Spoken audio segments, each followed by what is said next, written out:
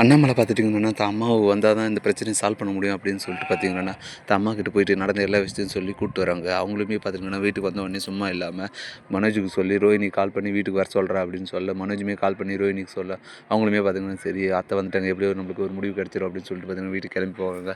வித்யாவுக்கும் பார்த்தீங்கன்னா, அண்ணாமலை கால் பண்ணி இந்த மாதிரி அம்மா வர சொல்கிறாங்க வா அப்படின்னு சொல்ல, நான் வரேன் ஆனால் ரோஹினி வந்தால் நான் வரவே மாட்டேன். என்னை ஏமாத்தனவே வீட்டில் இருந்தான்னா நான் இருக்க மாட்டேன் அப்படின்னு சொல்ல, அதெல்லாம் சரி அம்மா சொல்கிறாங்க வா வந்து பேசிக்கலாம் அப்படின்னு சொல்ல, சரின்னு சொல்லிட்டு வீட்டுக்கு வந்துடுறாங்க. எல்லாருமே வீட்டுக்கு வந்தோடனே பார்த்தீங்கன்னா, வித்யா வந்துட்டு ஃபஸ்ட்டு ரோஹினி பார்த்தோன்னே செம்ம டென்ஷன் ஆயிடுறாங்க. இவ எதுக்கு இங்கே வந்தா? இவ தான் வீட்டுக்குள்ளேயே இருக்கக்கூடாது. நான் இவ இருந்தான்னா நான் இருக்க மாட்டேன்னு சொல்லிடுறேன்னு சொன்னேன். திருப்பி என்னத்துக்கு அவ இங்கே கூட்டிருக்கீங்க அப்படின்னு சொல்லி சத்தம் போட, உடனே அண்ணாமலை அம்மா பார்த்தீங்கன்னா, நான் இருக்கும்போது என்னத்துக்கு வித்யா சத்தம் போடுற? அதான் நான் பேசிட்டு இருக்கேன்ல, அவ இனிமேல் எந்த தப்பும் பண்ண மாட்டா. நான் இருக்கல நான் பார்த்துக்கிறேன் அப்படின்னு சொல்ல, இருந்தாலுமே பார்த்தீங்கன்னா வித்யா வந்து கேட்காம ரோஹினி 2 அடி அடிச்சிடுறாங்க.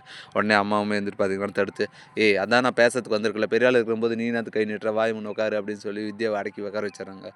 உட்காந்தவங்க பார்த்தீங்கன்னா கொஞ்ச நேரம் அமைதியாகவே இருக்காங்க. இதுக்கடையில் தான் அண்ணாமலையோட அம்மா பார்த்துட்டிங்கன்னா, ரோஹினி நீ செஞ்ச எல்லா விஷயத்தையும் பார்த்தீங்கன்னா அண்ணாமலை என்கிட்ட சொன்னான்.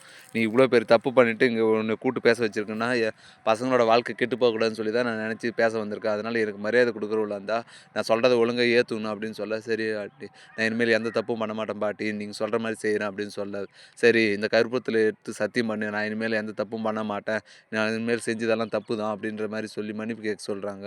அப்போ உடனே பார்த்தீங்கன்னா சரி மன்னிப்பு தானே நானும் சொல்லிட்டு ரோஹினியுமே எழுந்து போக, அண்ணாமலை தடுத்து கொஞ்ச நேரம் இரு, நான் சொல்கிறதையும் கேட்டுக்கா, இனிமேல் நான் எந்த தப்பும் பண்ண மாட்டேன் அப்படின்னு சொல்கிறது பெருசு இல்லை, இனிமேலே தானே தப்பு மறைச்சிருக்கியா இல்லை நாங்கள் கண்டுபிடி வேண்டியது வேறு எதானே இருக்கா அப்படின்னு சொல்லி அண்ணாமலை கேட்க, ரோஹினியுமே இருந்துட்டு பார்த்தீங்கன்னா இதுதான் சாக்கு, எல்லா விஷயத்தையும் சொல்லிடலாமா, இனிமேல் எந்த பிரச்சனையும் இல்லாமல் நடக்கும்ல அப்படின்னு சொல்லி யோசிக்க, அந்த டைமில் தான் பார்த்தீங்கன்னா வித்யா வந்துட்டு அவள் எப்படி சொல்லுவாள், அவெல்லாம் வந்து அதெல்லாம் சொல்ல மாட்டாள், அவள் இன்னும் எதனா மறைச்சி வச்சிருக்காளோ தெரியலையே, எல்லாம் நம்மளை ஏமாத்துறதுக்கு அந்த சத்தியமெல்லாம் இது வரையிலும் எத்தனை சத்தியம் பண்ணியிருக்கா, ஒன்றுனா காப்பாற்றிருக்காளா, இது மட்டும் என்னை காப்பாற்ற போகிறா அப்படின்னு சொல்லி எடுத்து கொடுக்க, உடனே ரோஹினிமே வந்துட்டு பார்த்தீங்கன்னா இப்போ நம்மளுக்கு பையன் இருக்கிற விஷயத்த சொன்னால் அவ்வளோதான், நம்ம வாழ்க்கை இதோட முடிஞ்சு போகும், அதனால் அத்தை இருக்கிற சூட்டில் வந்துட்டு நம்மளுக்கு விட மாட்டாங்க, அதனால் நம்ம வந்துட்டு கிறிஷோட விஷயத்தை மறைச்சிடலாம், நம்ம இதானே ஒன்று பண்ணிடலாம் அப்படின்னு சொல்லிட்டு பார்த்தீங்கன்னா, சரி ஆட்டி நீங்கள் சொன்ன மாதிரியே வந்துட்டு நான் சத்தியம் பண்ணுறேன், நான் இனிமேல் எந்த தப்பும் பண்ண மாட்டேன், நான் செஞ்சதெல்லாம் தப்பு தான், நான் நல்லவளாக திருந்தி வாழ்கிறேன் அப்படின்னு சொல்லி சத்தியம் வச்சிடுறாங்க. உடனே பாட்டியுமே வந்துட்டு பார்த்தீங்கன்னா, சரிடா அவள் தான் சொல்லிட்டால, இனிமேல் அவள் கூட சேர்ந்து சந்தோஷமாக வாழ்கிற வழியை பாரு,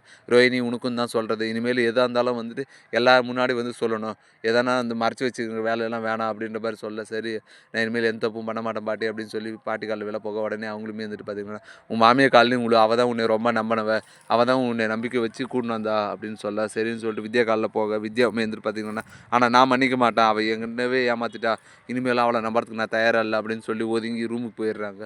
சரின்னு சொல்லிட்டு பாட்டியுமே அவளை விட்றா, அவள் ஃபஸ்ட்டு கோவமாக தான் இருப்போம், நாளாக சரி பண்ணிடலாம், நீ மனோஜை பாருமா அப்படின்னு சொல்லிட்டு பார்த்தீங்கன்னா எல்லோரும் சமாதானப்படுத்திட்டு, பாட்டியுமே பார்த்தீங்கன்னா சரி எனக்கு ரொம்ப பசிக்குது வா சாப்பிட்லான்னு சொல்லிட்டு எல்லாருமே கூப்பிட்டு போயிட்டு ஒன்றா உட்காந்து சாப்பிட்றாங்க. அந்த டைமில் வித்யாவும் வித்யாவுமே வந்துட்டு நான் வரமாட்டேன் அப்படின்னு சொல்லிடுறாங்க. சரி அவளை விடுறா நான் பார்த்துக்கலாம் அப்படின்னு சொல்லிட்டு பார்த்தீங்கன்னா எல்லாருமே உட்காந்து சந்தோஷமாக சாப்பிட்றாங்க. இப்படி தான் வரப்போகிற எபிசோட் வந்து போகுது. அடுத்து என்னெல்லாம் விஷயம் நடக்க போகுதுன்றதை நான் பொறுத்துன்னு தான் பார்க்கணும்.